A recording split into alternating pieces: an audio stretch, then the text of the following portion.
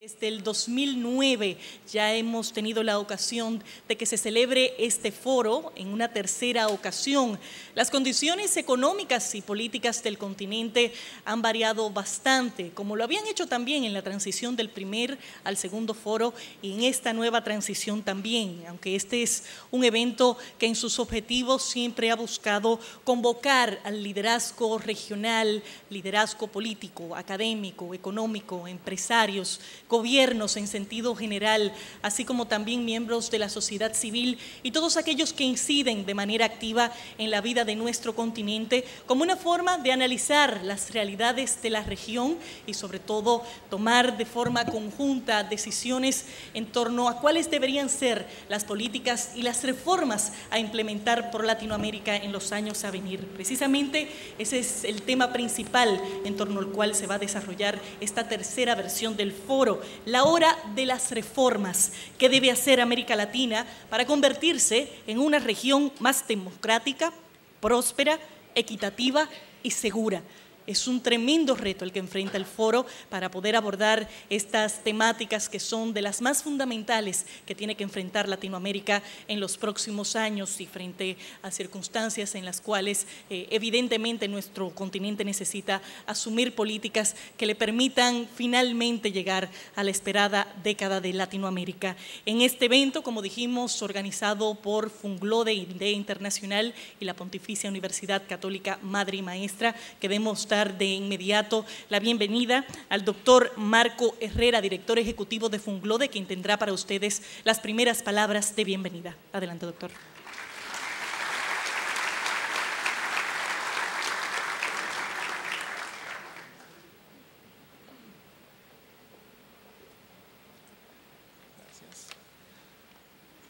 Muchas gracias, buenas noches.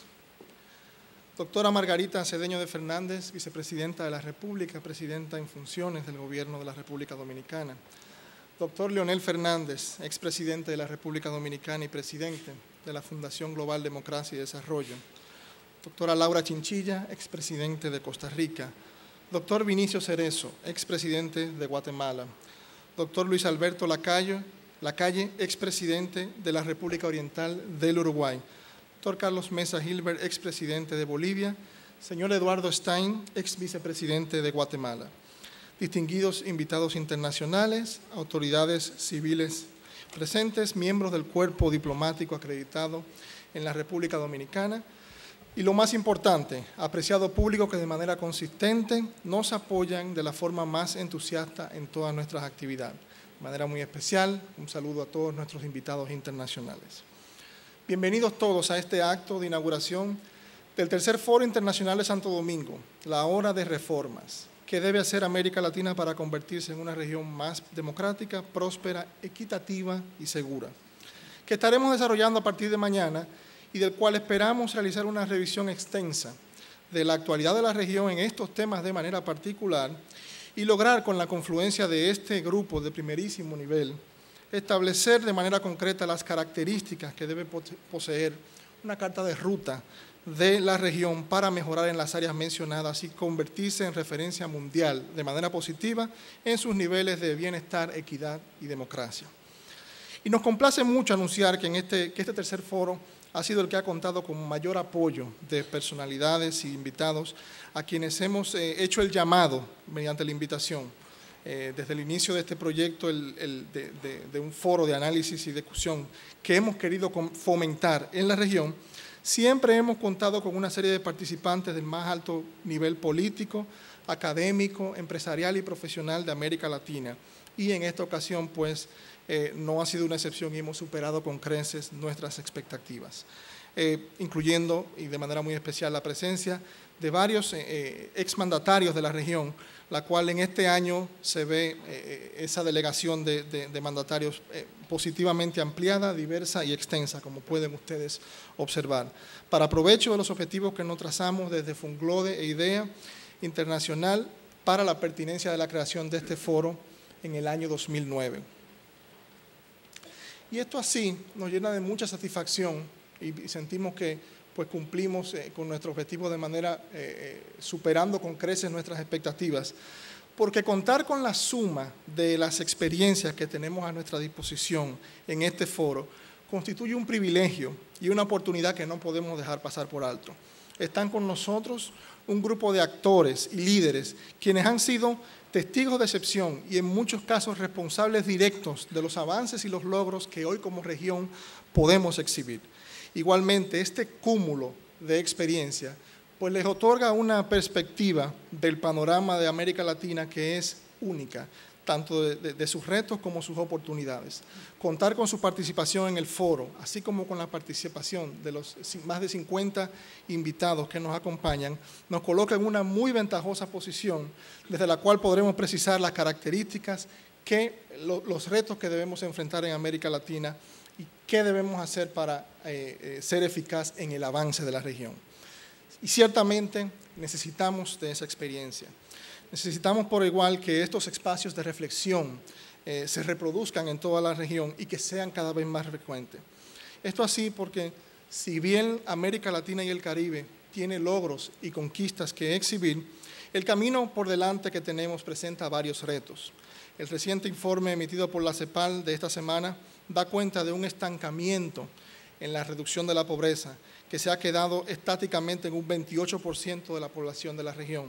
Si tomamos en cuenta que la explosión demográfica y que la población de la región ha crecido, pues ese 28% no resulta igual que el anterior, sino que resulta en términos finales un aumento en los niveles de pobreza en América Latina. Si por su parte también se experimentó un crecimiento porcentual de la pobreza extrema, algo que pues durante la década del 2002 al 2012 pues pudimos reducir gradualmente en América Latina y que a partir del 2012 pues experimenta alza, subiendo desde un 11.3 a un 11.7 y finalmente en el 2014 en un 12% de pobreza extrema en la región. Otro de nuestros retos principales lo constituye la reducción de la desigualdad y la distribución equitativa de la riqueza. Todos sabemos que si bien hemos experimentado una leve mejoría en los niveles de equidad en la región y una reducción del índice, una tímida mejoría del índice Gini que mide la igualdad en la región, continuamos siendo como continente la región más desigual de todo el mundo y eso definitivamente constituye un reto por igual. Igualmente, la seguridad ciudadana y la violencia, la cual exhibe en términos de homicidios, por ejemplo, una de las tasas más altas del mundo y donde 7 países forman parte del grupo de los 14 países más violentos del mundo. Pero por igual pretendemos abordar los avances en la democracia, los logros experimentados, la realidad económica y el estado de integración de América Latina que cada vez pues avanza de manera positiva. Este foro felizmente coincide con la tercera reunión de los jefes de Estado de la Comunidad Latinoamericanos y Caribeños, CELAC, que tiene como objetivo principal este año pues trabajar en fortalecer lo que es la integración de la región. Y entendemos también que enclaves y espacios de reflexión como este pues pueden realizar una modesta labor de seguimiento y a los avances y a los puntos que se acuerden en este tipo de foros internacionales y cumbres de jefes de Estados. Finalmente, pretendemos durante estos 2 días revisar detalladamente el panorama electoral de la región, los avances en la democracia, el cual se muestra muy activa este panorama electoral con 17 procesos electorales que se han llevado a cabo y se llevarán a cabo entre 2013 y 2016. En fin, pretendemos que el Foro de Santo Domingo se constituya en una herramienta permanente de promover el diálogo sobre la política, la democracia y el desarrollo en la región latinoamericana y del Caribe, contando, como lo hacemos en esta ocasión, con este distinguido grupo de personalidades que nos distinguen con su presencia y con otros que se sumarán a esta causa. No quiero finalizar mis palabras sin agradecer de manera muy especial a Monseñor Agripino Núñez Collado, presidente del Consejo Social Económico y exrector de la Pucamaima, quien desde los inicios del foro pues nos apoyó de manera incondicional y firme y determinante. Y bueno, su presencia aquí y honrarnos con unas palabras de bienvenida, pues así confirman el compromiso de Monseñor con el foro. Muchísimas gracias, Monseñor.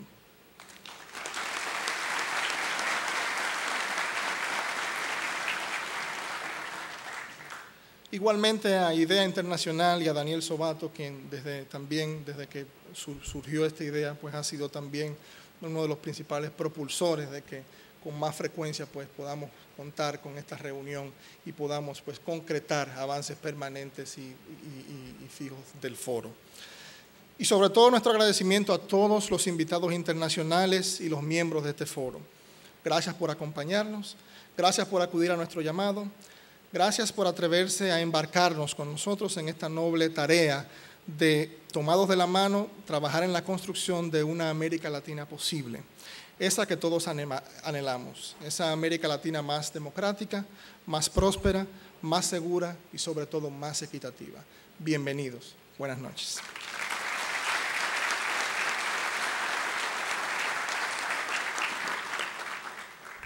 El doctor Marco Herrera, director ejecutivo de Funglode, quien con estas cifras pone muy en contexto la importancia de los 4 temas fundamentales que se hacen estar abordando en este foro. Y a propósito de que ya el doctor se encargó de introducir a Monseñor, vamos a recibirle a continuación con unas palabras de bienvenida también en su calidad de presidente de la Fundación Madre y Maestra. Bienvenido, Monseñor Agripino Núñez Collado.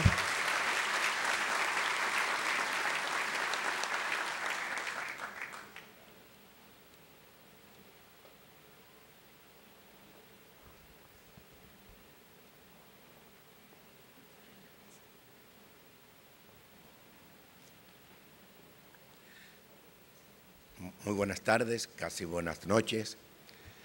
Excelentísima señora doctora Margarita Fernández, Cedeño de Fernández. Y el presidente a veces dice de Lionel. Sí. Vicepresidenta de la República y expresidenta en funciones. Doctor Leonel Fernández, reina, expresidente de la República y presidente de Funglode. Excelentísimos señores, expresidentes de países hermanos, señores miembros del gobierno, civiles y militares, empresarios, distinguidos invitados, señores miembros del cuerpo diplomático, invitados internacionales que nos acompañan, amigas y amigos todos.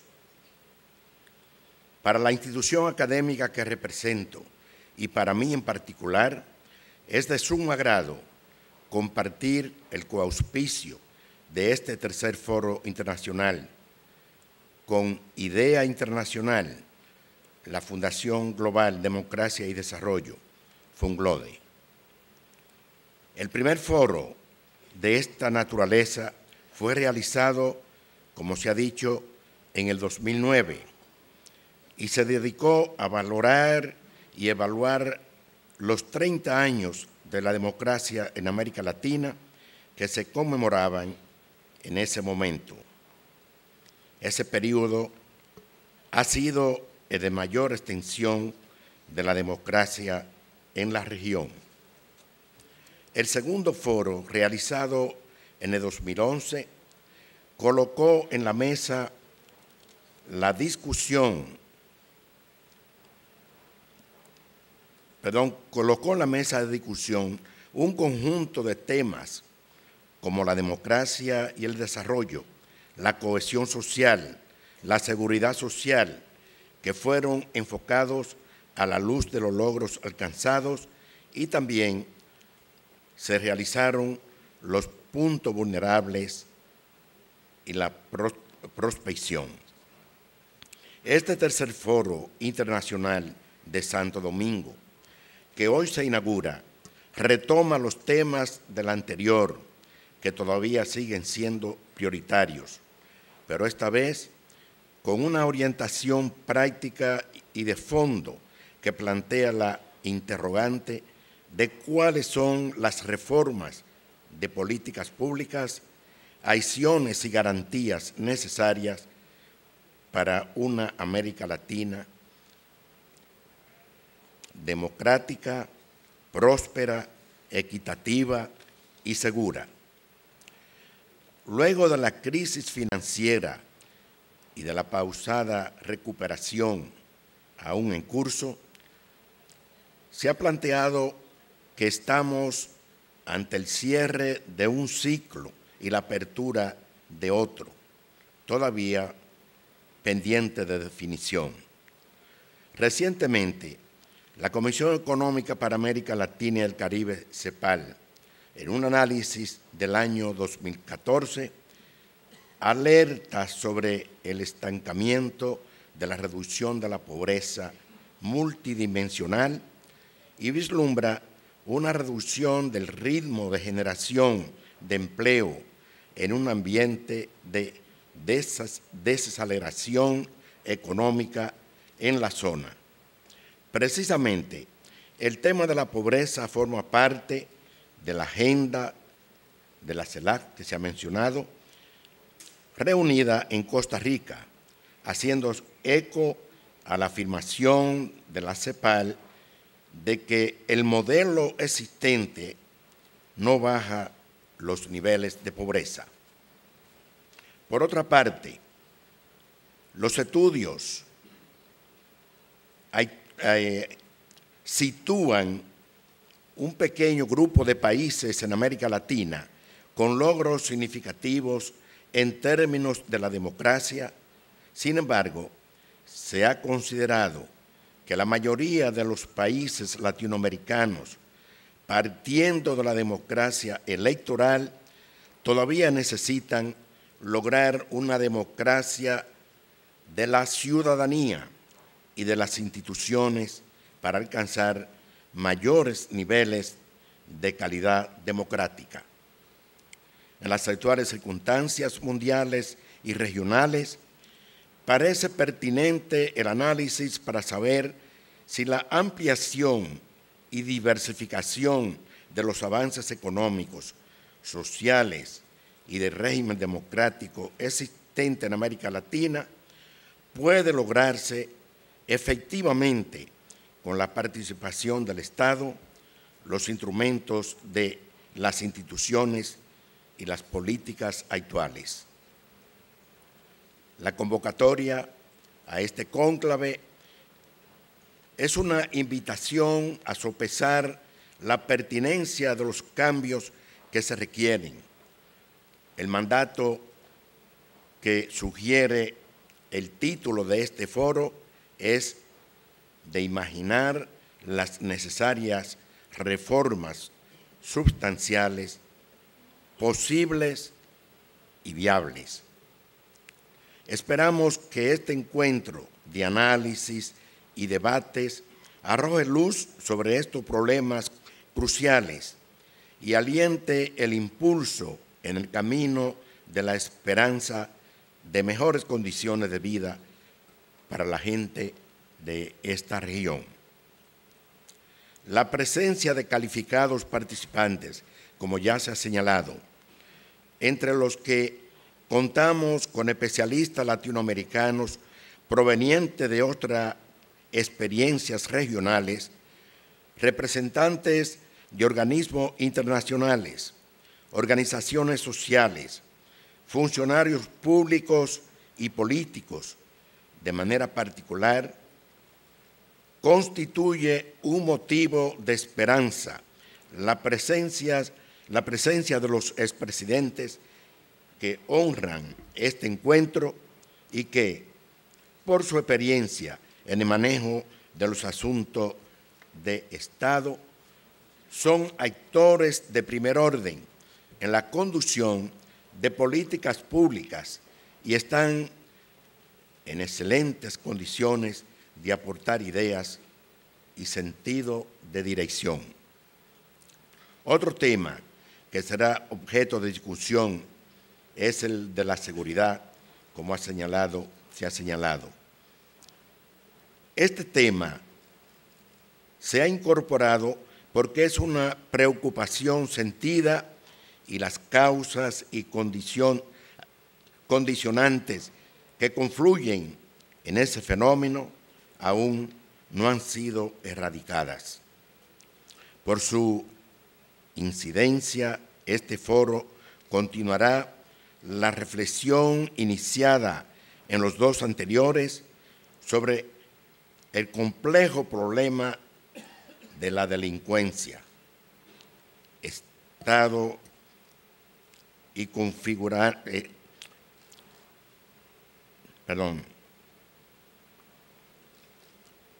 Esta ha estado penetrando a organismos del propio Estado y configurando un ambiente preocupante para incluso, parece que se ha apoderado de algunas zonas de América Latina.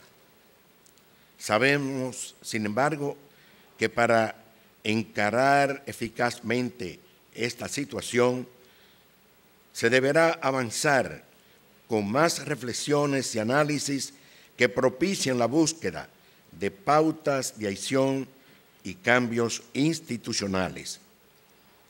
De las lecciones que nos brinda la historia de los Estados nacionales, hay una de singular importancia que posee dos vertientes. Por un lado, que desarrollo y consolidación económica, cultural y político de los países tiene que ver con las capacidades institucionales de la construcción de una relativa autonomía de los Estados que permita poner en primer plano el bien común de los ciudadanos y ciudadanas. Y por el otro, que al mismo tiempo los Estados puedan establecer vínculos con otros Estados de la región que les permitan ampliar los mercados y realizar alianzas y nexos para potenciar las posibilidades de negociación en el concierto del sistema mundial de naciones. La historia reciente de América Latina ha visto más de un intento en ese sentido y es deseable una reflexión para aumentar los logros obtenidos, analizar las debilidades y seguir vislumbrando el porvenir. Por la importancia y la actualidad del tema, este foro dedica un espacio para reflexionar acerca de los retos de América Latina en el escenario mundial en términos de integración, autonomía y liderazgo. En la actualidad, estas reflexiones serán de mucha utilidad para afinar el curso de acción que posibilite dotar a los Estados latinoamericanos, como ya lo han logrado otros, de un liderazgo efectivo y capaz de lograr asociaciones.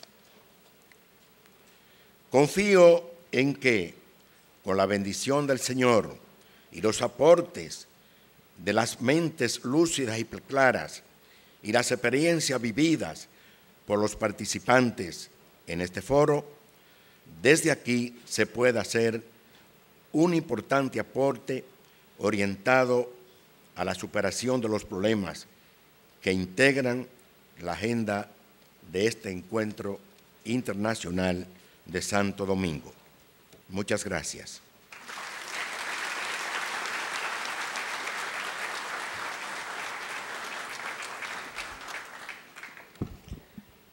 Agradecemos a Monseñor Agripino Núñez Collado por sus reflexiones que ponen sobre la mesa una serie de puntos que sin duda van a ser abordados en estos 2 días. Nos dejan preguntas muy básicas que este foro estará abordando, como cuáles serán las tendencias políticas más importantes del próximo ciclo electoral, cómo podemos garantizar elecciones con mayor integridad, profundizar la democracia, fortalecer la institucionalidad, en especial en los partidos políticos, cuáles son son las proyecciones económicas para los próximos años, cuáles son las reformas que pueden mejorar la competitividad y productividad, cómo se puede garantizar la continuidad de los avances logrados en movilidad social, cuál es el estado del arte en materia de los procesos de integración de la región y sus principales tendencias y desafíos. Todas esas son preguntas que van a ser respondidas en el transcurso de los próximos 2 días en este tercer Foro Internacional de Santo Domingo, pero como puerta de entrada contamos con un panel del más alto nivel, un panel integrado por 5 exmandatarios que van a poner sus ideas como puerta de entrada a todas las reflexiones que deberemos abordar y para dar respuesta a todas estas preguntas y muchas otras que van a ser planteadas en esta discusión. Con el tema de adiós a la bonanza y bienvenida a la nueva realidad, las reformas que América Latina necesita para no repetir su historia, vamos a tener este panel que va a estar dirigido por el señor Daniel Sobato.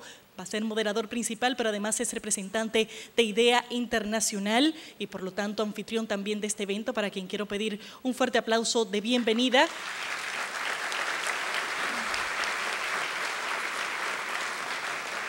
Y recibirlo en este panel que él va a compartir, como dijimos anteriormente, con el doctor Leonel Fernández, Vinicio Cerezo, Laura Chinchilla, Luis Alberto Lacalle y Carlos Mesa, 5 exmandatarios que pondrán sus ideas a la orden de todos los presentes. Bienvenido, señor Sobato.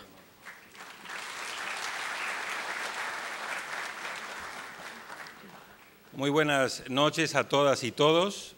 A nombre de IDEA Internacional, de su secretario general Yves Leterme, de los miembros del Consejo Asesor aquí presentes de IDEA, el ex canciller Rafael Roncagliolo, la doctora Soledad Loesa y mis colegas de IDEA, queremos darle un saludo muy respetuoso a la señora vicepresidenta, doña Margarita Cedeño Fernández, vicepresidenta en funciones, agradecerle de manera muy especial su presencia hoy aquí, así como todas las autoridades, el presidente del Tribunal Supremo Electoral, autoridades nacionales, miembros del cuerpo diplomático, y agradecer obviamente, quiero sumarme, aunque sea muy repetitivo, el agradecimiento al doctor Leonel Fernández, expresidente y presidente de Funglode, con quien concibimos en el año 2009, junto con Monseñor Agripino Núñez y con Marco Herrera, esta idea que siempre creímos de que no iba a ser un acto aislado, sino que queríamos que fuera un proceso y que hoy estamos muy felices de ver cómo está cristalizando con un tercer foro. Así que muchísimas gracias, presidente. Usted sabe el afecto, el cariño y el respeto que siento por usted. Muchísimas gracias por habernos recibido cuando, en su condición de presidente de la República, hoy de expresidente y presidente de Funglode. Y aquí me quedo para que mi corazón no me traicione. También agradecer de manera muy especial a la señora presidenta de Costa Rica, una querida amiga Laura Chinchilla, y a los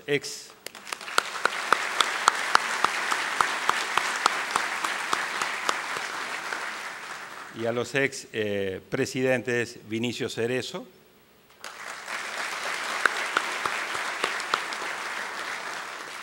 Luis Alberto Lacalle Herrera y Carlos Mesa.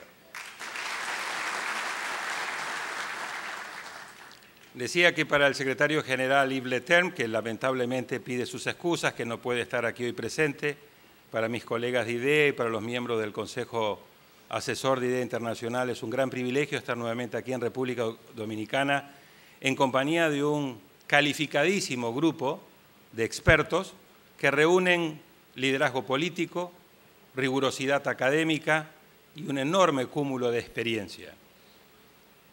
Yo estoy preocupado porque dejar en silencio más de media hora a 5 expresidentes puede llegar a ser algo muy peligroso. Y entonces no voy a seguir profundizando en las reflexiones que tenía, que comparto plenamente con las que hizo Marco Herrera, a quien le agradezco de manera muy especial, lo mismo que a Monseñor Agripino Núñez. Pero sí me gustaría, ya dejando de lado la parte más protocolaria y pasando más a la parte moderador para luego tomar mi lugar, poner en contexto cómo la región en tan solo 6 años, desde el primer foro 2009 a hoy, 2015, pasó por 3 momentos completamente diferentes. Cuando nos reunimos en el año 2009, estábamos en el medio de la crisis financiera, donde no estaba claro qué le iba a pasar al mundo. Se reunía el G20 en Londres y hablaba del fin del capitalismo, y no sabíamos qué le iba a pasar a América Latina en esa crisis financiera. Había un marcado nivel de angustia, de incertidumbre, de temor. 2 años después, en el 2011, nos volvimos a reunir en un momento totalmente diferente. América Latina había sobrevivido a esa crisis financiera, había decrecido únicamente 2% en el 2009, había rebotado casi al 6% en el 2010, y en el 2011, recuerdo al presidente del Banco Interamericano de Desarrollo, Luis Alberto Moreno, decía: esta va a ser la década de América Latina. Si no nos tumbó esa crisis financiera, tenemos todo para que en los próximos 10, 15 años América Latina tenga un nivel de crecimiento, sobre todo América del Sur, porque se venía todo el tema del crecimiento chino y el gran boom de los precios de los commodities. Y hoy, 3 años después, con una brutal y marcada desaceleración, que todavía no sabemos de qué magnitud es, porque aquellos que estamos siguiendo al Fondo Monetario Internacional, al Banco Mundial, a la CEPAL, al Banco Interamericano de Desarrollo, cada 3 semanas, no cada 3 años, estamos viendo cómo la proyección de crecimiento del 2014, que había sido anunciada que iba a ser de un 3%, luego fue siendo reducida hasta el 1.1 o 0.8, donde estamos hoy, y la proyección del 2015, que se anunciaba que iba a ser mucho mejor que la del 2014, al inicio del año, ya en enero, fue reducida en su mitad, de 2.3 a 1.1. Es decir, en 6 años tuvimos 3 momentos diferentes. Y este es precisamente el objetivo de este primer panel. Contar con la experiencia, con el liderazgo, con la sabiduría, con la capacidad de reflexión, para que nos ayuden al inicio de estos 2 días de reflexión que tendremos jueves y viernes, a hacer un primer diagnóstico de dónde está la región, dónde estamos y cuáles son los 2, 3 principales desafíos que a criterio de cada uno de ellos la región debe enfrentar sí o sí. Si durante los años de vaca gorda no hicimos reformas que eran importantes, ¿son estas reformas ahora indispensables o la región puede seguir apostando a hacer una fuga hacia adelante? Y hay muchos otros elementos y preguntas que vamos a ir haciendo oportunamente. Así que con estas breves reflexiones me gustaría dar inicio a este panel, en el cual vamos a trabajar de la siguiente manera. En un primer momento, cada uno de los expresidentes, empezando por el presidente Fernández, luego por la expresidenta Laura Chinchilla, luego por el presidente Carlos Mesa, luego por el expresidente Vinicio Cerezo y finalmente por el presidente Lacalle Herrera, van a hacer una primera reflexión entre 5 y 7 minutos cada uno de cómo ven la región y cuáles son los principales desafíos. Decía hoy el presidente Lacalle Herrera, que sería como el índice del libro lo que queremos hacer esta noche y que en el panel de clausura queremos hacer más bien una reflexión de conclusión. Y para ir construyendo ese índice, entonces invito al presidente Fernández a que haga la primera intervención. Muchísimas gracias.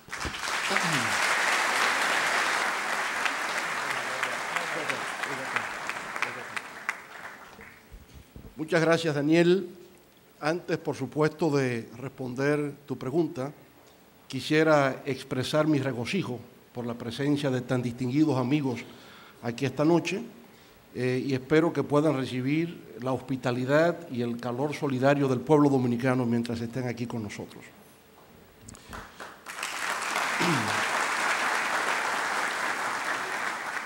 Yendo directamente a la pregunta que nos formula Daniel, yo creo que la forma de poder analizar la situación de América Latina y el Caribe en estos momentos es siempre contextualizar factores externos y factores internos.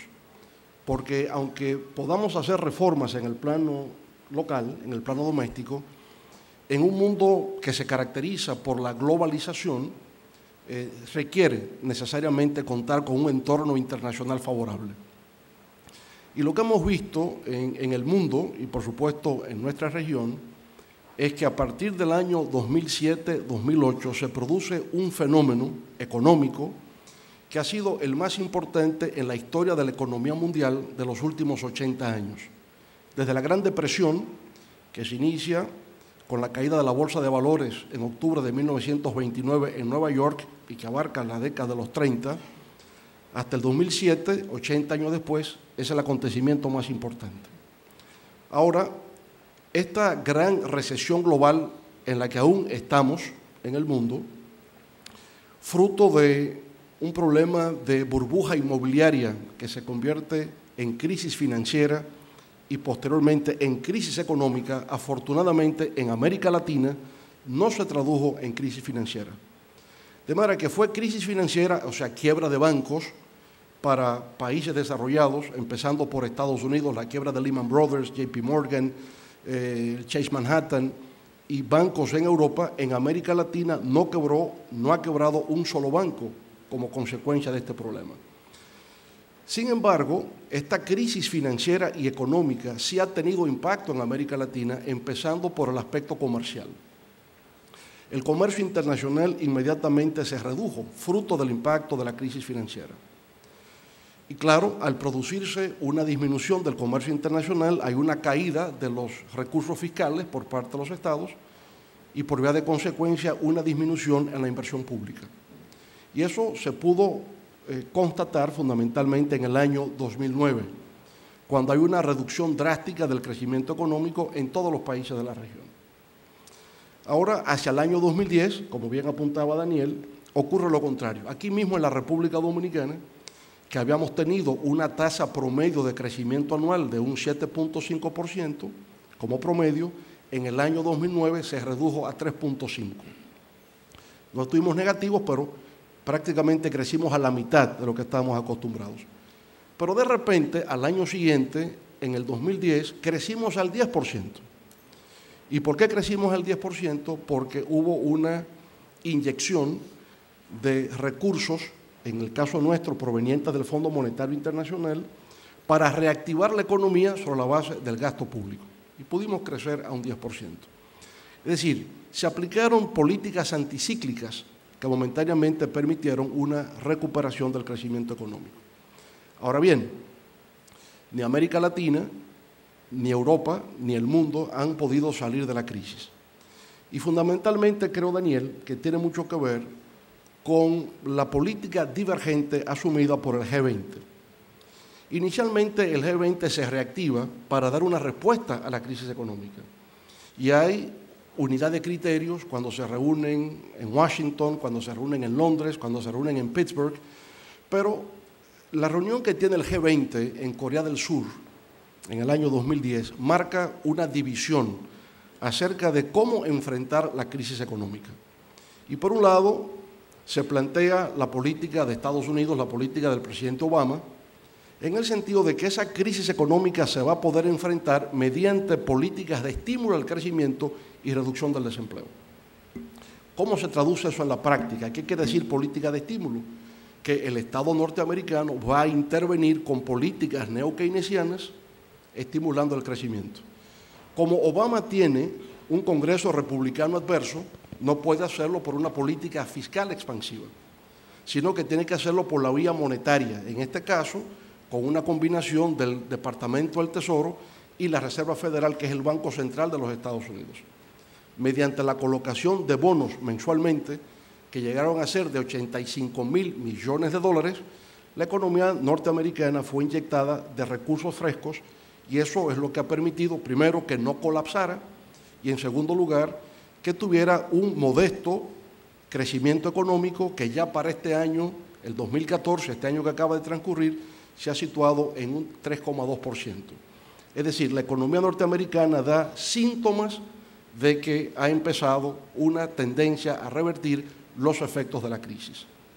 Como resultado de eso, el desempleo, que en un momento dado estuvo en 9,2%, hoy ya se está situando a cerca de 5,7, 5,8%.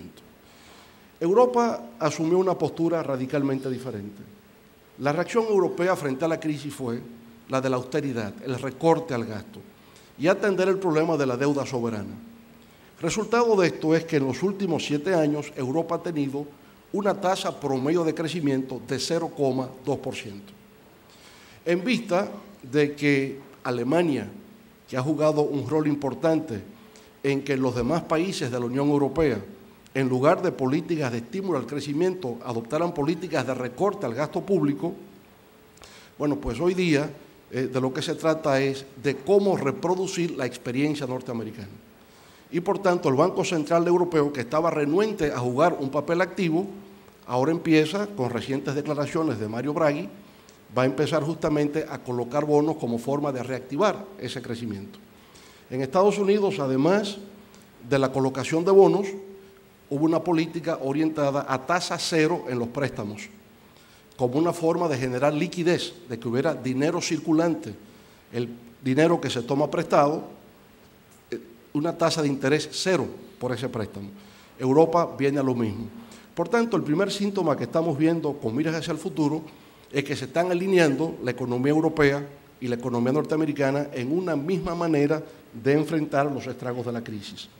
Ahora, ¿qué ha pasado como resultado de esa doble velocidad que hubo en enfrentar la crisis?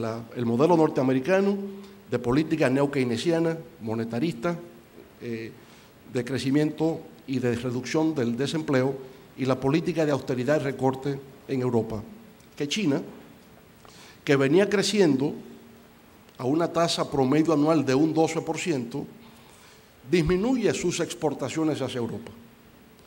Y al disminuir sus exportaciones, la economía china se desacelera. Hoy está creciendo, todavía en forma robusta, a un 7%, pero ya no es un 12%. Está limitada significativamente con respecto a su ritmo anterior. Ahora, ¿qué representa la desaceleración del crecimiento económico de China para América Latina? Resulta que las economías sudamericanas, fundamentalmente Brasil, Chile, Perú, Colombia, Argentina, Uruguay, presidente Lacalle, ¿verdad?, estaban incrementando sus exportaciones hacia el mercado chino. Pero como se desacelera, ahora las exportaciones latinoamericanas a China también disminuyen. Y por lo tanto, lo que hemos visto es una reducción del crecimiento económico que se ha dado en los países de América del Sur. Yo creo que con esta nueva situación que se da, de tratar de estimular el crecimiento de la economía europea, China volverá a incrementar su crecimiento, es la locomotora que va a arrastrar a las economías de América del Sur, y creo que del 2015 hacia el próximo lustro, 2020, podemos superar la situación que se ha presentado entre el 2007 al 2014, 2015. Pienso por consiguiente que lo peor de la crisis ha pasado. Lo peor de la crisis ha pasado porque ya vuelve a haber una reunificación de criterios acerca de cómo enfrentarlo, y como ha dado resultado el modelo norteamericano de incremento del gasto público, y Europa lo va a emprender, creo que ahí hay motivo de optimismo. Naturalmente, dicho esto, hay que reconocer que la deuda norteamericana se ha incrementado y que una política permanente de estímulo al gasto público no es sostenible en el largo plazo. Podemos hablar estímulo al gasto en el corto plazo, pero política fiscal responsable en el mediano y largo plazo. Obviamente, en la medida en que la economía crezca en forma automática por el solo hecho de crecer, con respecto al PIB, la deuda tiende a bajar. Pero es preocupante que Estados Unidos, que sigue siendo la principal economía del mundo, hoy día tenga una deuda con respecto al PIB equivalente a un 110%. Esto es, Estados Unidos tiene hoy día una deuda de 16 trillones de dólares y su Producto Interno Bruto es de 15 trillones de dólares. Yo no sé si ustedes pueden valorar la magnitud de lo que es $1 trillón, no decir ya 16 trillones. En algún momento yo he comentado, solo para graficarlo, que $1 trillón equivale a gastar $1 millón cada día desde que nació Jesucristo al día de hoy, y aún no se agota el trillón. De manera que 16 trillones es una cifra realmente inimaginable, pero que da cuenta de la magnitud de los problemas. Entonces hay un factor primero externo, ¿verdad? Hay una situación de equilibrio a nivel internacional que tendrá un impacto en la región como consecuencia de este fenómeno de la globalización económica que existe hoy día. Lo otro tiene que ver ya con factores internos, propiamente de la región. En el periodo de bonanza, a que hacía referencia Daniel, fue una bonanza que dependió fundamentalmente de la exportación de materias primas, de recursos naturales, de commodities. Y bien, pero el futuro de América Latina no dependerá de la continuación de una política de exportación de commodities. Necesariamente, como en inúmeras ocasiones ha reiterado la CEPAL, América Latina tiene que pasar por una etapa de transformación productiva. Y la transformación productiva va a significar cómo elaborar bienes y servicios de mayor valor agregado y con mejor inserción en el plano internacional. Creo, Daniel, para dar la oportunidad a mis demás colegas de intervenir, que hay aquí una especie de síntesis de dónde estamos, hacia dónde vamos y cuáles son los desafíos fundamentales. Muchas gracias. Muchísimas gracias.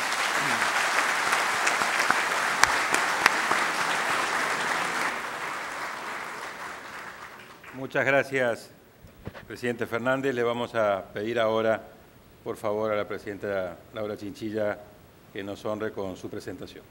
Muchas gracias, Daniel. Muy buenas noches a todas y a todos, y un agradecimiento muy especial a nuestro querido anfitrión, el presidente Leonel Fernández, a Margarita, y a todo el pueblo dominicano que, con independencia de las razones que nos motiven a venir a Dominicana, sean estas oficiales, sean estas académicas, sean estas de turismo, siempre se le recibe al extranjero con los brazos abiertos, con una gran sonrisa en la boca y siempre con ese espíritu que anima, alegre, optimista, propio del pueblo dominicano. Así que de verdad, muchísimas gracias, muy honrada y muy contenta de estar acá.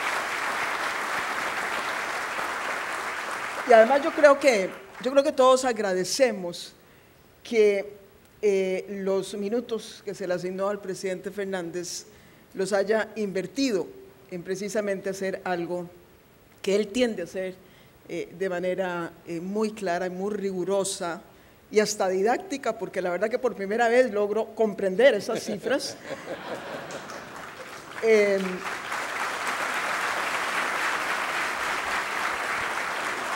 Porque de alguna manera nos permite entonces movernos partiendo de esa clarísima contextualización a la cual yo no debería agregarle nada más. Nos permite movernos más bien un poco en aras de avanzar en el debate, en lo que me parece a mí, para responder la pregunta que Daniel nos hacía, es cuál es el momento en que nos encontramos en América Latina. Y aunque América Latina es diversa y frente a los retos que vienen, me parece que la diversidad de los distintos países, subregiones, se va a poner más de manifiesto en aras de elaborar las estrategias específicas. Tenemos la obligación de recoger los elementos que nos unifican, que nos homologan, en cuanto a los retos comunes que prácticamente todos deberemos enfrentar. Entonces vamos a tratar de simplificar un poco, pero yo diría que quizás América Latina se encuentra en ese momento en un punto de inflexión. Venimos de cosas buenas, de buenos escenarios, si analizamos cada una de las variables que estamos supuestos a desarrollar en estos 2 o 3 días de reflexión, lo económico, lo social, lo político y lo de seguridad, uno podría decir que América Latina ha logrado avances importantes, significativos, en economía, en lo social y en democracia. Quizás el único tema en donde no hemos visto avances en la misma magnitud es en el tema de la seguridad, a menos que entresaquemos los casos como el de Colombia, que quizás es el más elocuente en cuanto a las mejoras que han tenido. Entonces, cuando hablamos de un momento de inflexión, de alguna manera tenemos la obligación de hacer un gran ejercicio de introspección para saber cuáles son esas cosas buenas que hicimos, tratar de construir sobre las mismas, pero también entender cuáles son los faltantes y en consecuencia los retos y los desafíos. Pero también tenemos que mirar en relación con lo que están haciendo los otros. porque si vamos a ser capaces de avanzar, ojalá con mayor fuerza, dinamismo y determinación que lo hicimos en la primera década de este siglo, que sin lugar a dudas fue una década que dejó cosas hermosas a América Latina, tenemos también que comprender qué es lo que están haciendo el resto de las naciones. Y yo quisiera, pues, entonces concentrarme en lo que creo son los 4 grandes retos que tiene nuestra región hacia adelante. El reto de la competitividad, el reto siempre de la equidad, el reto de la gobernabilidad y el reto de la seguridad.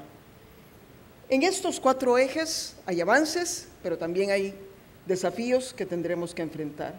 En el reto de la competitividad, comparto con el presidente Fernández que el elemento esencial es productividad.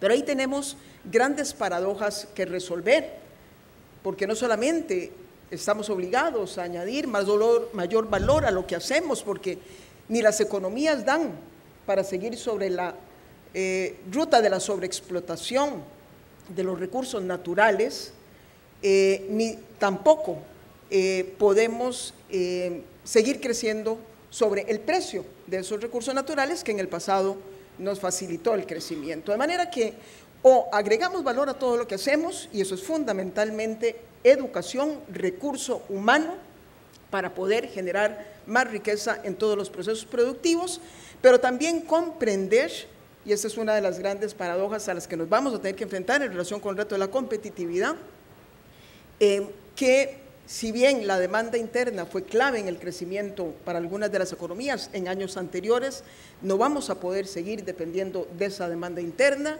Hay que ver hacia los otros mercados del mundo, tarde o temprano retomarán todos el crecimiento y tendremos que garantizar mayores éxitos en la colocación de nuestros productos en esos mercados. Eso supone integrarse aún más y de manera más decidida a la economía internacional, ya no solamente los procesos de integración intrarregional, sino ver hacia afuera. ¿Y qué está pasando ahí?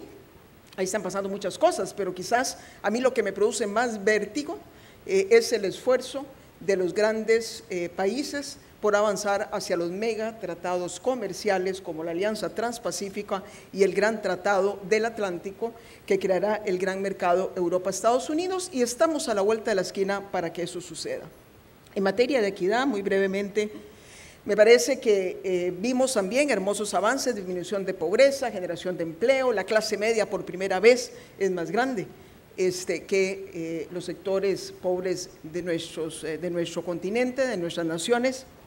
Pero ¿cómo sostener ese proceso en un momento en donde la economía pierde dinamismo? Si hay algo que reta a cualquier nación es precisamente el sostener las expectativas de las clases medias en el momento en que visualicen que van a echar para atrás. Esto va a generar enormes convulsiones en nuestra región. Y en materia de equidad, tenemos siempre pendiente todo el tema redistributivo, las famosas reformas tributarias. No podemos tener un modelo sostenible desde el punto de vista de la equidad social con cargas tributarias que no superan el 15%. En un momento en donde no vamos a crecer, ese va a ser todo un reto para convencer al sector productivo, que generalmente aduce que entre más impuestos, menos producción. Eso no es así, pero es un reto importante. Y luego la calidad de los servicios. Yo creo que si bien es cierto, tenemos que ser realistas, va a ser muy difícil seguir expandiendo el acceso a los servicios públicos esenciales, salud y educación, precisamente por las restricciones de crecimiento que tendremos. Sí podemos, si nos lo proponemos, abordar los retos de la calidad de esos servicios que están recibiendo los nuevos sectores medios, en donde además resolvemos de una vez la calidad de educación que es pertinente al tema de la competitividad. En materia de gobernabilidad, la gran paradoja que tiene América Latina, el gran reto es superar las democracias sufragistas. Y no deberíamos hablar más de eso porque ya deberíamos sentir que nos graduamos en ese campo. ¿Qué hacer para perfeccionar esa democracia? ¿Qué hacer para no disminuir estándares? Porque democracia no es solamente el sufragio universal, es Estado de Derecho, es independencia de poderes. En fin, ahí tenemos ese gran reto de cómo tratar esa paradoja de responder a demandas sociales que se van a intensificar, esas demandas sociales y posiblemente el malestar social, manteniendo los estándares democráticos y resistiéndonos a algo que también es endémico a América Latina, que es la tentación autocrática que nos puede llevar el no manejar bien la situación.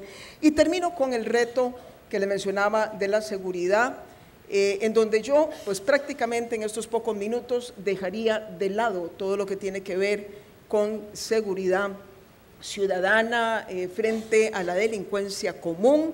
Tenemos muchas experiencias exitosas en América Latina, hay respuestas a eso, pero si hay algo que está retando la capacidad de nuestras naciones desde el punto de vista de la prevalencia de la integridad institucional, es el tema del crimen organizado.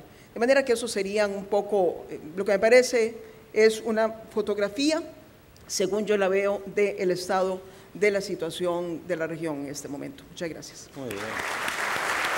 Muchas gracias, Laura. Muchísimas gracias, Presidenta Chinchilla. Le doy el uso de la palabra también por aproximadamente 7 minutos al Presidente Mesa. Gracias por la invitación. Gracias al Presidente Fernández, a los organizadores de este evento y un saludo, por supuesto, a todo el pueblo dominicano a través de ustedes. Comenzaré por decir que pienso que la década de América Latina ya pasó. Es decir, desde que América Latina recuperó la democracia a fin de los años 70 a hoy, la década de oro de América Latina fue el periodo 2005-2015. Y estamos entrando en un nuevo momento que no es equivalente, creo, a los momentos previos a los de la bonanza. Es decir, no vamos a entrar en una espiral de desastre económico ni de una crisis dramática, sino de un camino de desaceleración económica que plantea retos importantes en una dimensión que, sin embargo, no tiene las mismas características que la llamada década perdida, la década de los años 80. Cuando digo que América Latina vivió su década de oro, creo que hay que entenderlo en el contexto de los logros históricos que esa década representó, desde el punto de vista económico, desde el punto de vista político y desde el punto de vista social. Independientemente de la forma de encarar políticamente dentro de la democracia el camino que se siguió, nadie puede discutir que los logros sociales de América Latina fueron muy significativos. La lucha contra la pobreza, el ingreso de millones de personas a la clase media, la reducción de indicadores dramáticos de indigencia, la incorporación a acceso a servicios básicos de millones de latinoamericanos es un hecho incuestionable. El informe de la CEPAL se preocupa porque ese crecimiento espectacular que no tiene comparación en el pasado se está estancando por razones obvias, porque la economía está entrando en un proceso de desaceleración por razones obvias, porque están cayendo los precios internacionales de las materias primas. En ese escenario, dos breves pinceladas complementando al presidente Fernández. Una que me parece muy significativa. El modelo democrático clásico que encarnaba de una manera extraordinaria la Unión Europea está atravesando una crisis. Europa atraviesa una gravísima crisis de identidad política, no solamente problemas económicos que ha descrito muy bien el presidente Fernández. Y esa crisis que tiene que ver con la pregunta sobre el multiculturalismo y sobre lo que han significado los sistemas tradicionales de la política creada en la posguerra, nos está planteando preguntas que vamos a tener que responder también en América Latina y en el mundo. Segundo aspecto, otro de los elementos que hace que China haya reducido su crecimiento tiene que ver con medio ambiente. La realidad del cambio climático ha puesto en evidencia que China se ha convertido en el país más contaminante del mundo y tiene que reformular su propio modelo de crecimiento, porque ese modelo de crecimiento es devastador para la propia China, para no hablar del mundo entero.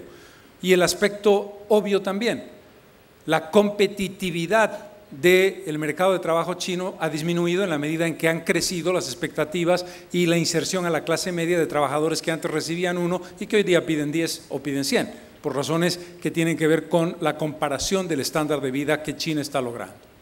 En ese contexto, el escenario latinoamericano, por supuesto, tiene que insertarse.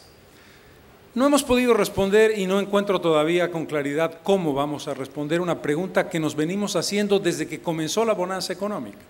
Desde que comenzó la bonanza económica nos preguntábamos si era sostenible en el largo plazo suponer que América Latina podía apoyar su éxito en los precios internacionales de las materias primas. Y la respuesta sistemática era no, pero esa respuesta sistemática al no traía como posibilidades alternativas cuáles eran los caminos para darle valor agregado, cómo marcábamos un cambio de matriz productiva. Quiero aquí hacer, sin embargo, una consideración que no es poco importante. Desde el punto de vista de la innovación, del desarrollo de la tecnología, hay una diferencia cada vez más marcada en el contexto de América Latina.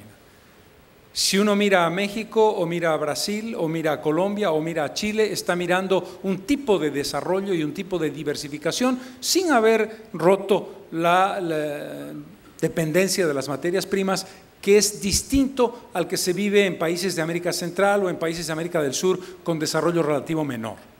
En otras palabras, la brecha de crecimiento, no tanto en porcentajes sobre el Producto Interno Bruto, sino en el crecimiento absoluto de nuestras economías y en la lógica de ese crecimiento es distinto. Un elemento interesante de análisis es que hay que combinar un cambio de matriz productiva con una diversificación de mercados. Para poner un ejemplo que me parece muy evidente, México ha desarrollado extraordinariamente el valor agregado, la tecnología y el proceso de industrialización con innovación muy significativa. ¿Cuál es el problema de México? Una dependencia dramática de un gran mercado que es los Estados Unidos. Brasil tiene un proceso de diversificación menor, es muy dependiente de las materias primas, pero tiene una ventaja comparativa, tiene una gran diversificación de mercados internacionales. Para poner las dos más importantes economías de América Latina que han seguido caminos distintos y que enfrentan crisis de crecimiento por razones distintas también, pero que demuestran que no hay recetas absolutas. Es decir, no es lógico suponer que podemos prescindir de las materias primas. No prescinde Canadá, no prescinde Noruega, no prescinde Australia. Es decir, las materias primas no son en sí mismas un freno o no son en sí mismas una ilusión. Son el planteamiento de una realidad con la que tienes no solamente que convivir, sino a la que tienes que sacarle partido. No repitamos de manera incesante la idea de que las materias primas a la larga son una maldición si entendemos que nuestro cambio de matriz productiva dependerá de cómo elaboramos ese proceso productivo. Ese es un aspecto fundamental para reformularnos sin olvidar que seguiremos dependiendo de las materias primas, pero tendremos que hacerlo de manera más inteligente y más dinámica. Las palabras mágicas que todos conocemos, pero nadie sabemos cómo aplicar en América Latina son educación, ciencia, tecnología e innovación. Esos aspectos son un gran déficit de América Latina. No hay comparación con otras regiones del mundo, sobre todo las más desarrolladas, en cómo planteamos la inversión pública y la inversión privada para desarrollar de manera geométrica esas cuatro palabras de manera realmente positiva y de manera realmente transformadora. Creo que en esos 4 elementos es que tenemos que encontrar respuestas si queremos encontrar realmente transformación. Cierro el circuito reforzando lo que ha dicho la presidenta Chinchilla. Los desafíos inmediatos están vinculados a cuestiones dramáticas. El tema de la violencia, el tema del crimen organizado, el tema de la narcopolítica, el tema de los carteles transnacionales que están devastando no ya a países pequeños en América Central, sino enfrentando a una de las más grandes naciones de América Latina, como es México, nos plantea la necesidad de una respuesta de integración y supraestatal a ese desafío supraestatal. Suponer que nuestros países individualmente pueden combatir al crimen organizado es un error. El camino de la integración latinoamericana tiene que pasar por la integración de la lucha contra el crimen organizado a partir de procesos reales de coordinación e interacción entre América Central, Caribe y Sudamérica. Un tema que no se toca con demasiada frecuencia es el vinculado a la economía informal. ¿Qué pasaría si sacamos del escenario la economía informal? Nuestro proceso económico se caería en pedazos. ¿Por qué podemos sostener niveles de empleo de calidad discutible y niveles de oferta de trabajo muy limitada con relación a la demanda? Porque tenemos economías informales extraordinariamente grandes. El caso de Bolivia, para poner un ejemplo simplemente que conozco, estamos hablando de una economía informal que está bordeando el 70% del total de la economía del país. Hay que reformular nuestras preguntas y respuestas sobre la economía informal. No voy a repetir lo que ya dijo Hernando de Soto en algún momento, en algún libro célebre sobre el tema, pero creo que nuestra lógica de la necesidad, uno, de incorporar a la economía informal a la formalidad y dos, de generar un nuevo pacto fiscal, imprescindibles ambos, no puede seguir basándose en las mismas premisas que hemos tenido hasta ahora. Es decir, hay que encontrar respuestas que permitan entender que la economía informal es una realidad con la que tenemos que convivir y a la que tenemos que sacarle partido. No la estoy celebrando, ni estoy diciendo que sea el camino ideal, pero sería absurdo cerrar los ojos ante una evidencia tan contundente y tan importante en la dinámica de producción y de generación de empleo, un empleo de mala calidad, un empleo sin seguridad social, un empleo sin jubilación, A, B, C, D, E, F, G, H, pero una realidad sin la cual no podríamos comprender el conjunto del crecimiento de América Latina. El tema de la economía informal vinculada a calidad de empleo y pacto fiscal son dos desafíos fundamentales que tenemos que encontrar. Y cierro con el tema político. Una cosa que hemos aprendido en América Latina es: no hay modelos absolutos, el dogma económico no sirve. El canto al neoliberalismo de los años 90 y el canto al socialismo del siglo XXI, de la primera década de este siglo, son cantos que demostraron simplemente un encasillamiento que la práctica desmintió. Los países de América Latina en la década de oro de la región escogieron rutas distintas y esas rutas distintas dieron resultados interesantes, salvo un par de excepciones. El caso de Venezuela sigue siendo un caso muy problemático y que distorsiona la lectura de la realidad política y de la realidad de la aplicación de políticas económicas en la región. La respuesta de Ecuador o la respuesta de Bolivia, la respuesta de Perú o la respuesta de Colombia, para hablar de América del Sur, eran y son políticamente, en teoría, diametralmente opuestas. Sus resultados sociales, políticos y económicos son relativamente parecidos. Bolivia ha hecho muchas nacionalizaciones, Perú ha apostado mucho por la inversión internacional privada y los resultados de su crecimiento son equivalentes. ¿Mejor o peor? Si me encasillara en el dogma de decir que el estatismo boliviano es mejor que una política liberal peruana, me estaría equivocando. Tenemos que entender que nuestras realidades son disímiles y tenemos que entender que aprendimos lecciones. Lo decía muy bien el presidente Fernández. ¿Por qué América Latina sobrevivió a la crisis del 2009? Porque estuvo mejor preparada, porque entendió que la macroeconomía no era un instrumento del neoliberalismo, era un instrumento imprescindible para desarrollar procesos a partir de los cuales tú apostabas por un determinado modelo. Dos, el Estado no puede ser un espectador, ni puede ser el dueño de la situación. El Estado tiene que ser un actor fundamental en la dinámica de inversión social.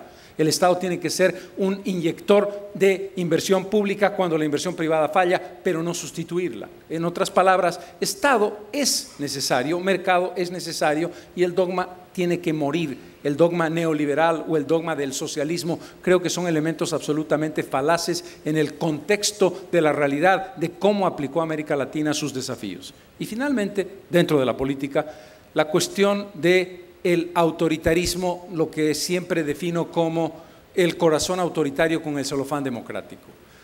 La respuesta vamos a tenerla en esta nueva década, que no comienza en el cero, es decir, no en el 2000, 2010, 2020. Yo creo que ahora estamos comenzando una nueva década en América Latina. La década de la desaceleración económica y de los desafíos que impiden que mecanismos que pueden interpretarse debatiblemente sobre populismo o no, si eran o no populistas, hoy día tendrán su prueba de consistencia. Sí, aquellos gobiernos que se han montado en el éxito de la macroeconomía bien manejada, pero de los precios espectaculares, nos tienen que demostrar que son tan buenos haciendo lo que hacían en bonanza en momentos de desaceleración. La política y la economía vienen de la mano. No hay éxito político si no hay éxito económico. El populismo es hijo de la abundancia, escuché decir al presidente Sanguinetti, parafraseando a algún célebre pensador. Sea o no sea, ahora viene nuestra prueba de consistencia política. Muchas gracias. Gracias.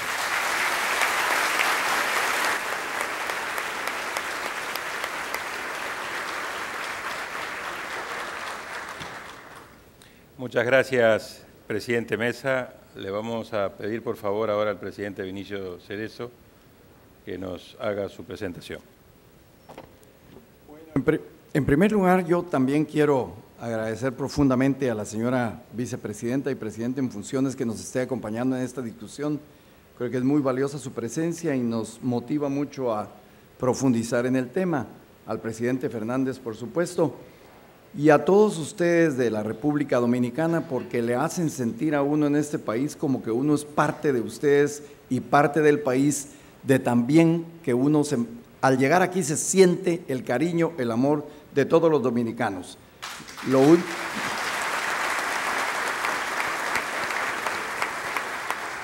Estoy muy feliz de estar en este foro, pero lo único malo que me va a pasar es que solo voy a estar un día y medio en la República Dominicana y me quisiera quedar un poco más. Así que de veras se los digo con mucho cariño.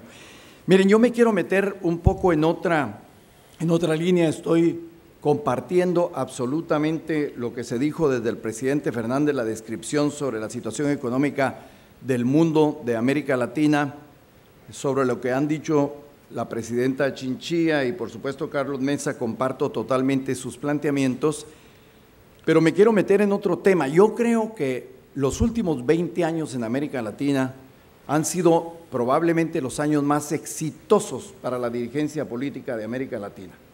Hemos logrado, y lo dice el documento de presentación de este foro, por primera vez en la historia de América Latina, los políticos de esa época salimos de la guerra, de la represión, de la violencia, de la persecución, para constituir sistemas democráticos a lo largo de toda América Latina que jamás en la historia de nuestros países se habían establecido. Guatemala es un ejemplo clarísimo. Guatemala creo que competía con Bolivia en la cantidad de golpes de Estado que teníamos sistemáticamente. La cantidad de dictadores que han habido en Guatemala son no solo grande, sino que la crueldad, la represión y la persecución que se practicaba en nuestros países era desastrosa, pero a partir del inicio del proceso democrático que yo tuve el honor de iniciar y el proceso de paz en América Central, por supuesto que se inició un proceso democrático que ha permanecido a lo largo de 25 o 27 años a lo largo de toda América Latina. Es decir, la problemática de elegir presidentes, de tener sistemas de libertad para elegirlos, de la ausencia de una represión del Estado y de un enfrentamiento sistemático con la sociedad, se ha terminado. Algunos años después de haberse iniciado el proceso democrático, comparto totalmente lo que se ha dicho aquí, América Latina pasó la prueba para demostrar que efectivamente habíamos aprendido a manejar la macroeconomía de los países. Es decir, el manejo, la estabilidad económica con muy pocas excepciones, como mencionaba el presidente Mesa. Bueno, Venezuela es un caso verdaderamente excepcional, pero uno no comprende por qué, por ejemplo, Argentina entra sistemáticamente en un problema de divisas y de falta de capacidad de pago de sus deudas internacionales, siendo un país con tanta capacidad económica y con tantas posibilidades de salir adelante y teniendo un nivel de vida de clase media que es histórico en América Latina. Pero en todo caso, América Latina ha sabido manejar la economía en términos macroeconómicos y esto nos permitió pasar la crisis que ha sufrido Europa y que sufrió los Estados Unidos, yo diría con relativamente bien y con posibilidades de salir adelante.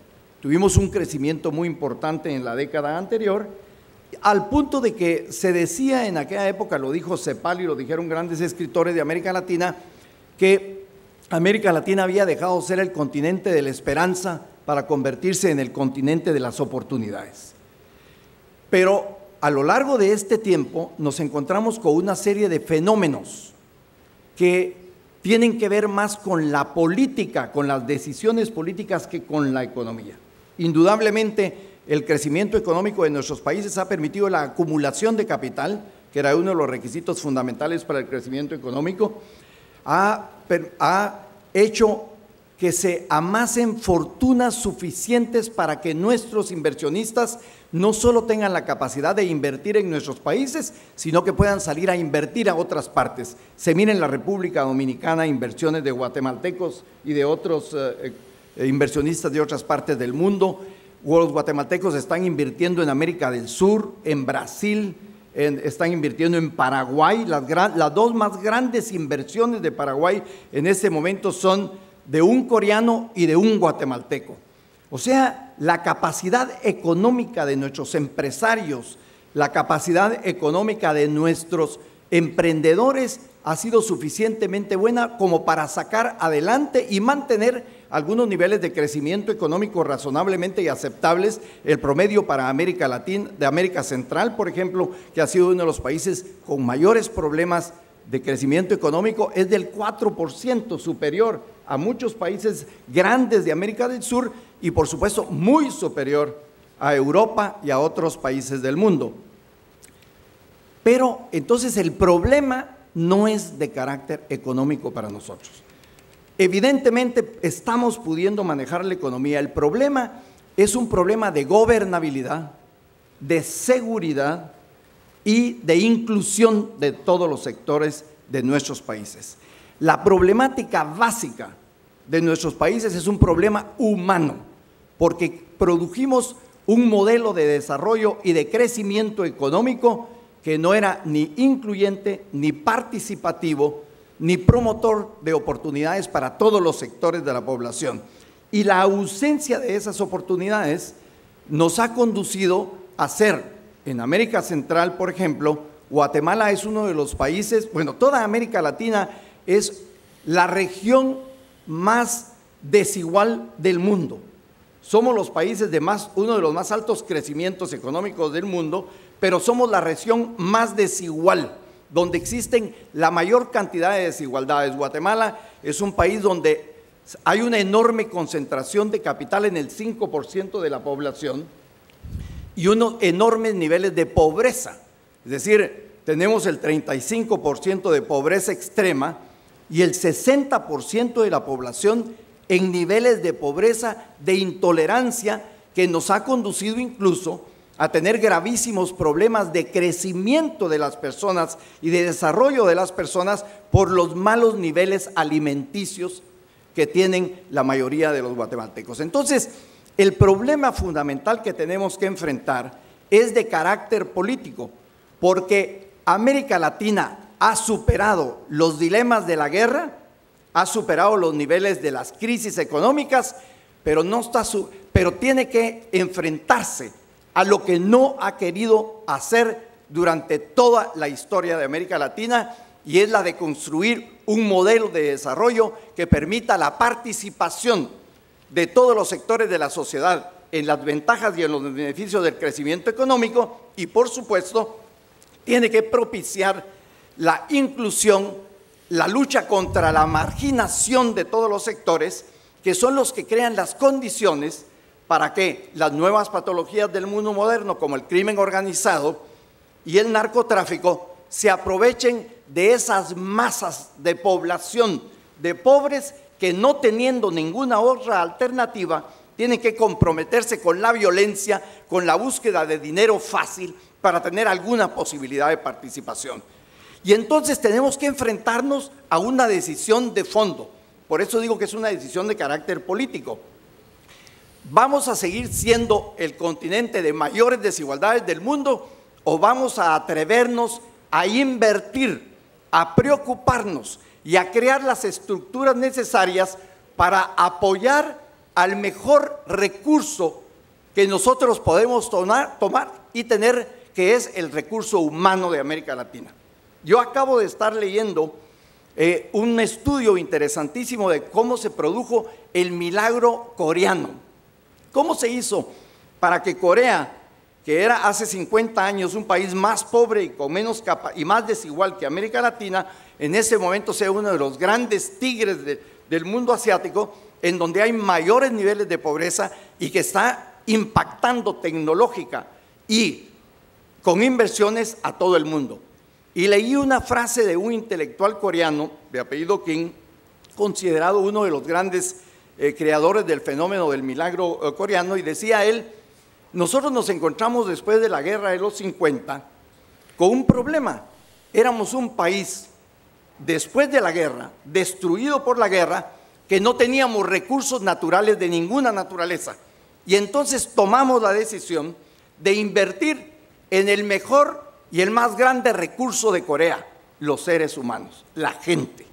Yo creo que ese es el reto que vamos a tener que empezar a enfrentar en América Latina. El dilema es que nosotros hemos logrado tener una clase media y una clase alta muy instruida, muy formada, muy comprometida y muy conocedora de lo que tiene que hacer en la economía de los países, pero tenemos una clase media y para abajo una clase muy popular que no tiene la capacidad de incorporarse a niveles de crecimiento que impone la competitividad, la capacidad de producción y la globalización del mundo, porque no hemos invertido a fondo en romper la desigualdad y la marginación de la educación. Nosotros debemos de romper esos niveles y transformar las estructuras tradicionales de nuestros países para poder dar una buena educación, para poder dar buenas oportunidades, para no tener un sistema financiero que solo se preocupe de las grandes empresas, sino que pueda abrirle las puertas a los pequeños y medianos productores y, por supuesto, niveles de salud y de seguridad social que le den a la gente la sensación de pertenencia a una sociedad. Una población sin tener el sentimiento de pertenencia a la sociedad, sin el compromiso con un proyecto histórico de esta sociedad, se convierte en un país sin ciudadanos. Un buen gobierno no puede funcionar sin ciudadanía responsable que sepa cumplir con sus deberes y sus responsabilidades históricas. Y por lo tanto, lo que tenemos que hacer es cambiar la visión. Es decir, hemos tenido una sobrecarga de la visión económica. Tenemos que transformarla por una visión política. Y en estos 5 minutos no me va a dar tiempo para proponer la estrategia y la fórmula que se tendría que hacer para lograrlo. Pero son los políticos los que tienen que transformar la sociedad, pensar en la gente, darle condiciones adecuadas a la gente, educar a la gente, brindarle posibilidades de salud, de trabajo y sentimiento de pertenencia a la sociedad para que esta sociedad sea gobernable y sea posible mantenerla en los niveles de bienestar que se logró en Europa después de la posguerra. Y solo quiero terminar con esto. La Europa de la posguerra fue fruto de la necesidad y de la necesidad de incluirse a un mundo en donde se tenía que competir, participar, pero los dirigentes políticos de Europa, de Corea y de los países que han sabido evolucionar correctamente tenemos que crecer económicamente, pero repartiendo niveles de bienestar, de salud y de igualdad para toda la población. Sin eso, los países no son viables. Muchas gracias.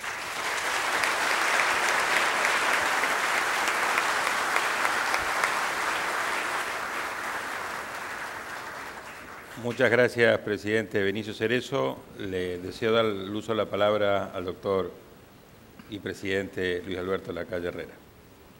Gracias, señora vicepresidente en ejercicio de la presidencia, autoridades civiles y eclesiásticas, cuerpo diplomático, señor presidente de nuestra fundación, gracias por la hospitalidad.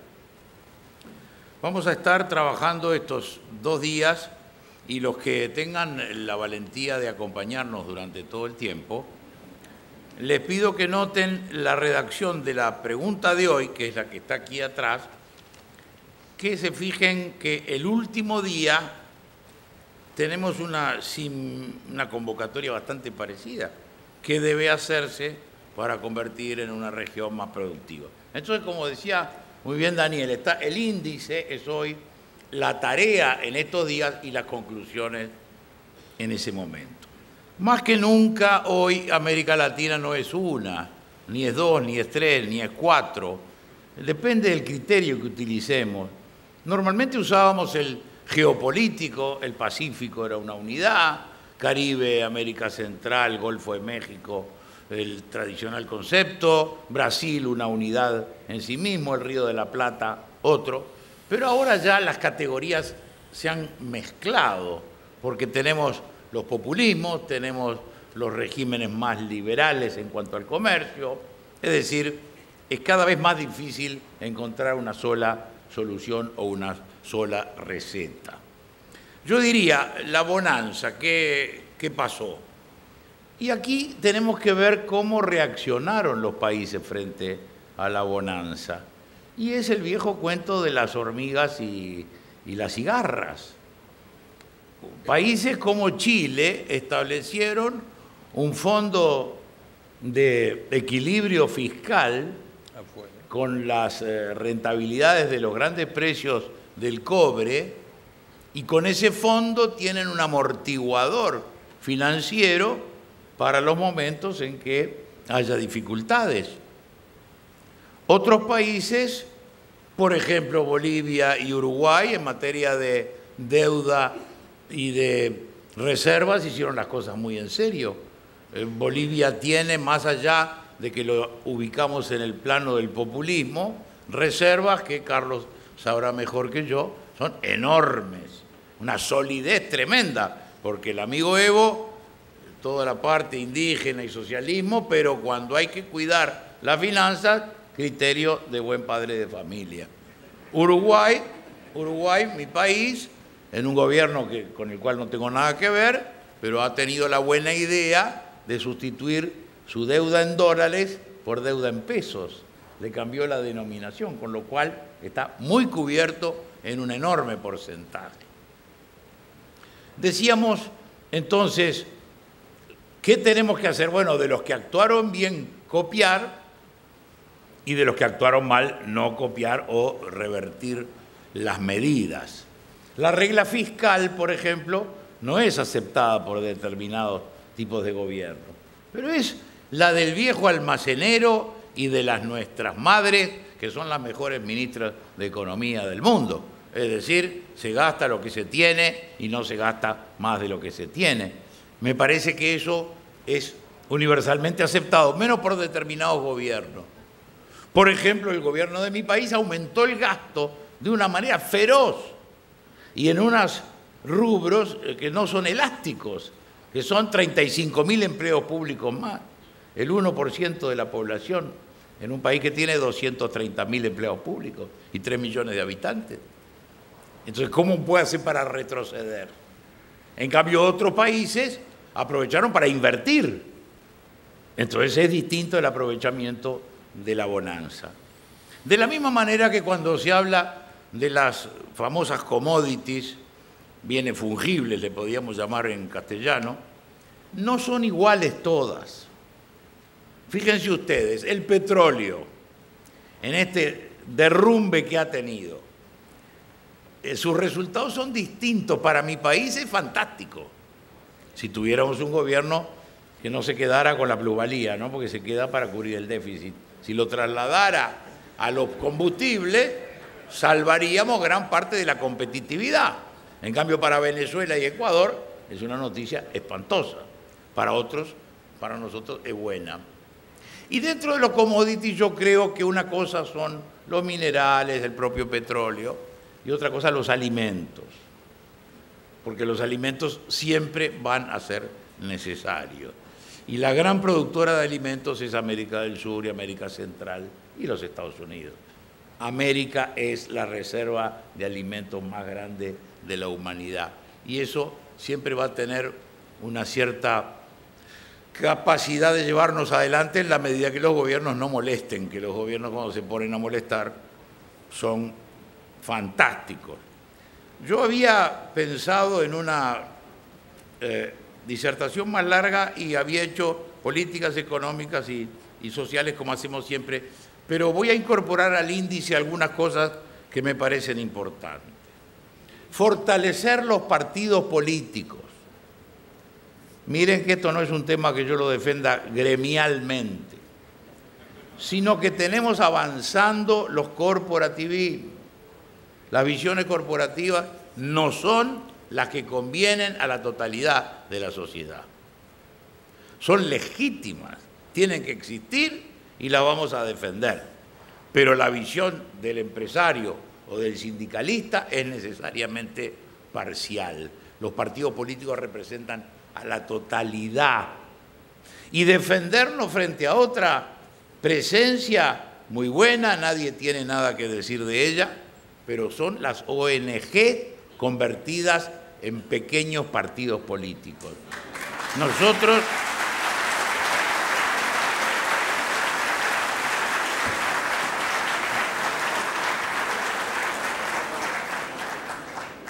ustedes ven que un grupo de honestos ciudadanos se congregan para un fin de los tantos que hay, consiguen dinero y resulta que son recibidos en el Parlamento, por las comisiones del Parlamento, y opinan, y a lo mejor son 10 socios, 20, 50, 1.500, pero tienen una exposición.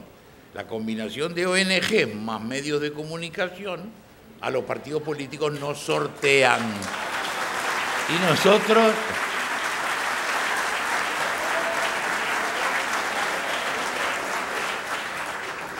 y miren que en la palabra defensa de los partidos políticos, yo pertenezco al partido político más antiguo del mundo.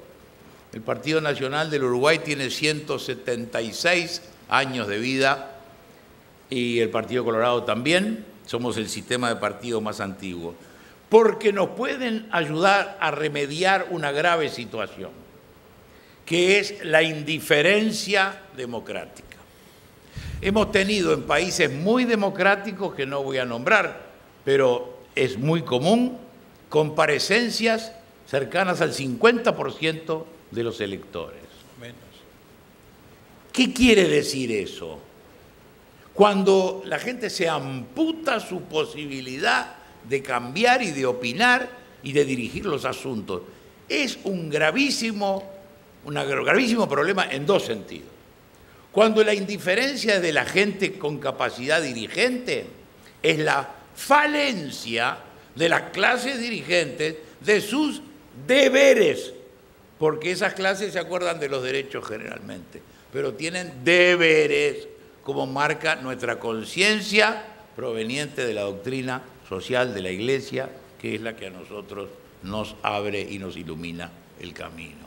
Y cuando la indiferencia es de la gente más pobre, más necesitada, es terrible, porque ese es un campo de cultivo para los facilismos, los fascismos y las convocatorias simplistas que después los llevan a caminos que no nos gustan. Por tanto, en materia política, defendamos a los pobres partidos políticos. Y la mejor manera de defenderlos es metiéndose adentro, participando y estando adentro de los partidos políticos.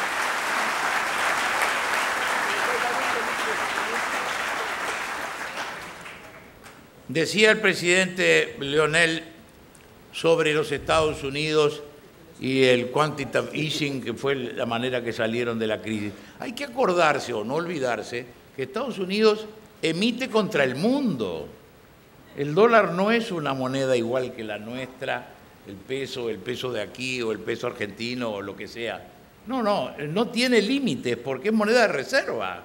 Entonces la maquinita de fabricar no genera inflación porque es utilizada por todo el mundo. Si nosotros nos ponemos a apretar la maquinita en el Uruguay, que son 3 millones de habitantes, imagínense ustedes la posibilidad que tenemos de hacer locuras inflacionarias. Entonces Estados Unidos tiene esa enorme facilidad.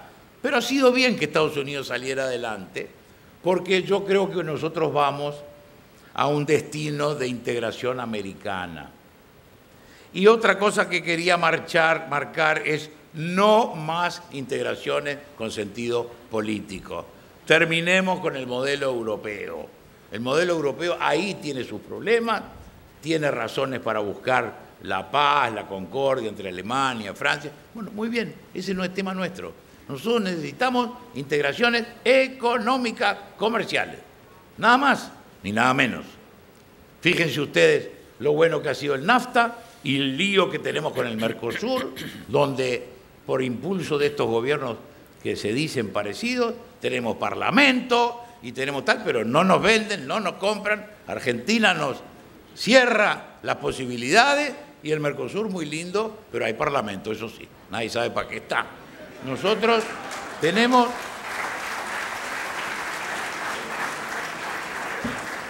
tenemos que volver al concepto de que el gran lenguaje entre las naciones es el comercio. Desde los fenicios para acá. No hay nada más fácil que comprar y vender. ¿Por qué ponerse de acuerdo en el precio y en la cosa? Entonces ahí no importa si es comunista, a mí no me importa. China es comunista y ¿qué me importa si a mí me compra? Los líos grandes ideológicos que los asuman los que tienen tiempo, dinero y obligación de hacerlo. Nosotros queremos felicidad del pueblo, vendemos al que sea, le vendemos al que sea, porque esa tiene que ser la gran conquista de América que yo creo que tendrá un día que plantearse, porque como se decía muy bien por la presidenta Laura, estamos a punto de ver una integración gigante sobre el norte del Atlántico, Europa, Estados Unidos. Nosotros no podemos quedar afeitados y sin visita, como se dice en mi país. Tenemos que estar atentos y no perder ese ómnibus, porque si no lo va a agarrar África. África se está convirtiendo en un continente de esperanza, va ordenando sus cosas con los dramas que ha tenido, pero va avanzando y cada vez más lo miran como un continente de esperanza. Y nosotros vamos a terminar con el cuento de somos el país de mañana, pero nunca el de hoy. Y tenemos que estar atentos a las negociaciones de carácter comercial. Y finalmente, el tema de la droga, que es inevitable. Yo creo que la droga se combate primero responsabilizándonos todos de la parte que nos compete. Porque yo ir a un paisano de Bolivia a retarlo y multarlo porque tiene unos matorrales de ¿cómo se llama?, de coca. Bien, muy bien. Pero ustedes nunca se dieron cuenta por qué no hay nunca descubrimientos de enormes cargamentos en los Estados Unidos. La DEA no trabaja ahí, ¿no? La DEA no. La DEA le viene a estropear la vida a cualquiera, y muy bien. Pero nunca aparece un cargamento allí. Y que hay, porque que la usan. Entonces, vamos a tener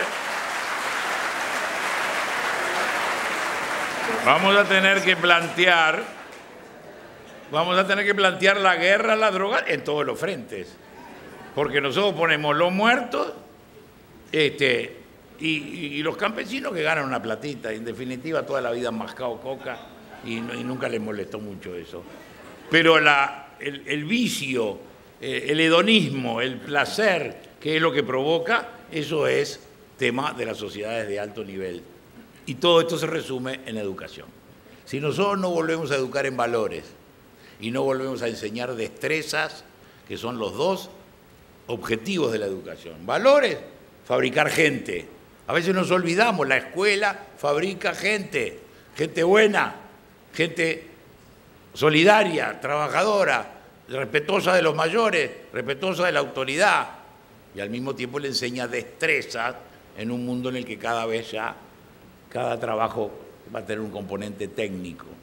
Entonces yo creo que estos temas son los que vamos a ir tratando durante este día. ¿Qué vamos a pasar por lo electoral? Sí, señor, porque es la manera de expresarnos los partidos políticos y de convocar a la gente.